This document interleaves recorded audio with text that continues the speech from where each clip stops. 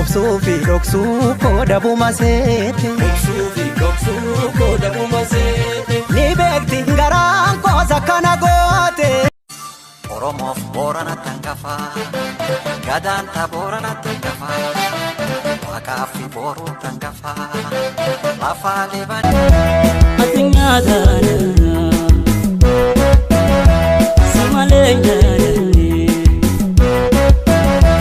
bareedduu siyaawee yaabilisummaa siyaawee yaabilisummaa siyaawee machaa ka'ee siyaawee tuulam ka'ee addunyaa daanaa samalee daanaa bareedduu uumaloo badeena dhagayyaa fira rakkoo guddaa jira gabaatas gabbeessii maloo yaa mootummaa.